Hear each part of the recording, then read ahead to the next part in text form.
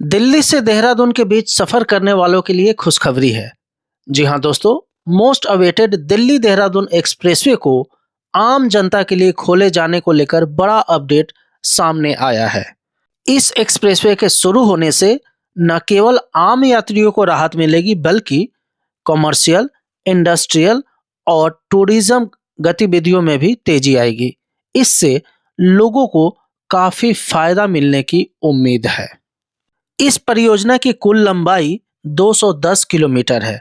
इससे दोनों शहरों यानी दिल्ली और देहरादून के बीच की कुल दूरी 251 किलोमीटर से कम होकर 210 किलोमीटर रह जाएगी और मौजूदा समय में सफर में 5 से 6 घंटे का समय लगता है, वह समय कम होकर मात्र 2.5 घंटे रह जाएगा।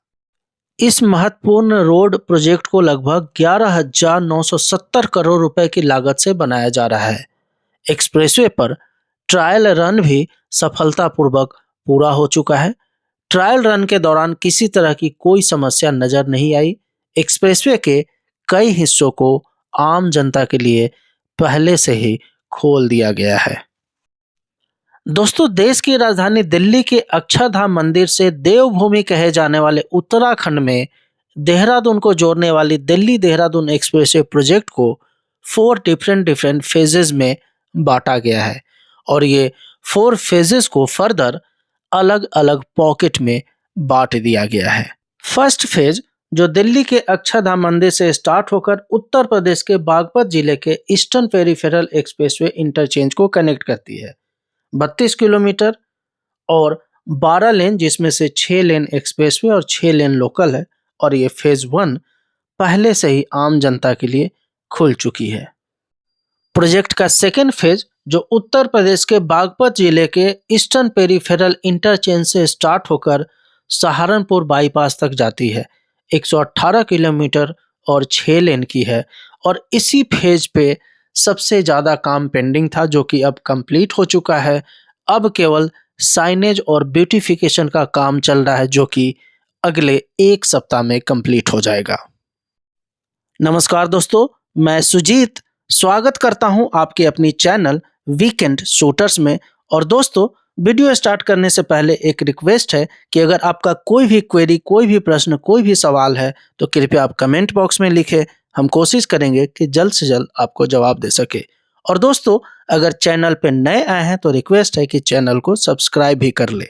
और उन दोस्तों का बहुत बहुत धन्यवाद जिन्होंने पहले ही हमारे चैनल को सब्सक्राइब कर रखा है। प्रोजेक्ट का थर्ड फेज, जो सहारनपुर बाईपास से स्टार्ट होकर गणेशपुर तक जाती है, 40 किलोमीटर्स की 6 लेन की है और ये फुल्ली एक्सिस कंट्रोल से मैनेज की हुई है। दिसंबर 2025 में ही आम जनता के लिए फेज 3 को ओपन कर दिया गया था। जी हाँ दोस्तों, अभी जो हम लोग ड्राइव कर रहे हैं वो फेज 3 पे है और ये सहारनपुर बाईपास से स्टार्ट होकर गणेशपुर तक जाती है और ये फुल्ली एक्सिस कंट्रोल से मैनेज की हुई है। दोस्तों, प्रोजेक्ट का फोर्थ फेज, जो गणेशपुर से देहरादून के बीच 19.5 किलोमीटर्स है, कहीं कहीं 4 लेन्स है तो कहीं कहीं 6 लेन्स है और इसका कई फेजेस ऑलरेडी आम जनता के लिए खोले जा चुके हैं, जैसे कि डाट काली टनल से लेकर NH-72A तक के लिए इस पोर्शन को पहले ही आम जनता के लिए खोल दिया जा चुका था।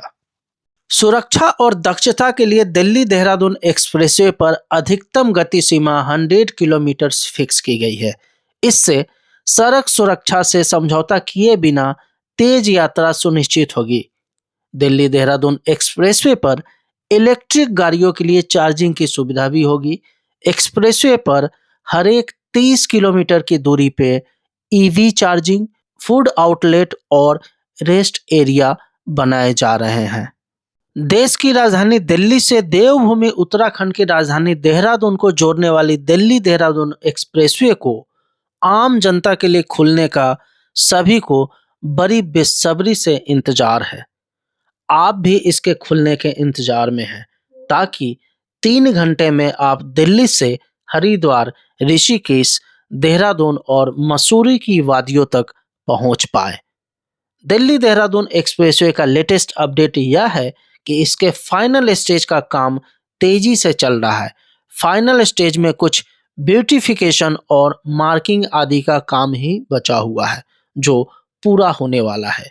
यानी इस एक्सप्रेसवे को खोलने की अंतिम तैयारी भी अपने अंतिम दौर में है और उम्मीद की जा रही है कि फरवरी पहले सप्ताह के बाद इसे कभी भी आम जनता के लिए खोला जा सकता है। दिल्ली देहरादून एक्सप्रेसवे का एक खासियत यह भी है कि यह एक्सप्रेसवे 3 बड़े एक्सप्रेसवे को आपस में जोड़ता है। जी हाँ, दिल्ली देहरादून एक्सप्रेसवे बागपत में ईस्टर्न पेरिफेरल एक्सप्रेसवे को जोड़ता है और यह पहले से ही दिल्ली में मेरठ एक्सप्रेसवे से जुड़ा हुआ है। जी हाँ, मेरठ एक्सप्रेसवे के पास दिल्ली अक्षरधाम मंदिर से यह एक्सप्रेसवे स्टार्ट होती है और इस तरह तीनों एक्सप्रेसवे का आपसी कनेक्शन तैयार हो गया है जिससे यातायात व्यवस्था और अधिक सुगम हो जाएगी। दिल्ली देहरादून एक्सप्रेसवे ने इलाके में रियल एस्टेट सेक्टर को भी बढ़ावा दिया है। दोस्तों, दिल्ली देहरादून एक्सप्रेसवे प्रोजेक्ट 2023 में ही पूरी होनी थी, लेकिन पार्शियल ओपनिंग्स के बाद भी कई मुद्दों के कारण प्रोजेक्ट कंप्लीशन में देरी हुई है।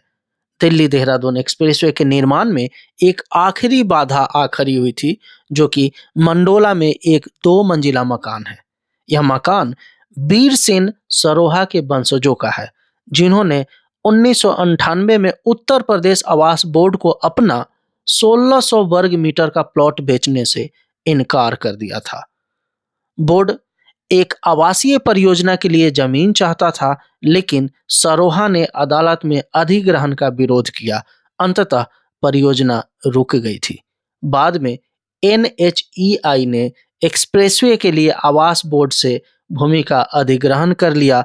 आपको बता दें कि बीर सिंह सरोहा के वंशजों ने इस अधिग्रहण को भी चुनौती दे रखा है और ये मैटर अभी हाई कोर्ट में पेंडिंग है। सहारनपुर के बाद उत्तराखंड में एंट्री करते ही एक बार फिर एक्सप्रेसवे का एलिवेटेड हिस्सा शुरू होता है, जहां से शिवालिक पहाड़ियों का नज़ारा दिखने लगता है और घना जंगल भी नजर आता है। यहाँ एक्सप्रेसवे शिवालिक और राजाजी नेशनल पार्क के इको सेंसिटिव जोन से गुजरता है। जंगली जानवरों को एक ओर से दूसरी ओर जाने में कोई दिक्कत न हो, इसके लिए यहाँ डेडिकेटेड एनिमल कॉरिडोर बनाया गया है। एलिवेटेड रोड सेक्शन पर साउंड बैरियर और प्लास्टिक नाइस सील लगाए गए हैं। Wild life institute of India की मदद से यहाँ पर ऐसी लाइट की व्यवस्था की गई है जिससे जानवरों को रात में ज्यादा दिक्कत न हो। हाथियों की आवाजाही के लिए स्पेशल एलिवेटेड पैसेज भी बनाया गया है। दोस्तों, अगर आपका कोई भी सवाल है, कोई भी प्रश्न है, कोई भी कमेंट है, तो रिक्वेस्ट है कि एक बार वीडियो को कंप्लीट वॉच जरूर करें। फिर भी अगर आपकी कोई भी क्वेरी रह जाती है तो कृपया आप कमेंट बॉक्स में लिखें और हम कोशिश करेंगे कि जल्द से जल्द आपको जवाब दे सके। और दोस्तों, अगर वीडियो पसंद आई है तो लाइक, कमेंट और शेयर करना ना भूलें। इसके साथ साथ यूट्यूब में एक न्यू फीचर आ गई है वीडियो को हाइप करने का। जी हाँ दोस्तों, जैसे आप वीडियो को लाइक करते हैं उसके बाद हाइप की बटन एक्टिवेट हो जाती है, तो आप हाइप बटन पे भी प्रेस करें। और दोस्तों, अगर आपका कोई भी स्पेशल रिक्वायरमेंट है और आप चाहते हैं कि वीकेंड शूटर्स की टीम उस जगह की वीडियो बनाए और यूट्यूब चैनल पे आपके लिए अवेलेबल करा पाए, तो आप कृपया कमेंट बॉक्स में लिखें। हम कोशिश करेंगे कि जल्द से जल्द उस जगह को कवर किया जाए। तो मिलते हैं दोस्तों बहुत जल्द एक और अच्छे से वीडियो में। तब तक के लिए धन्यवाद।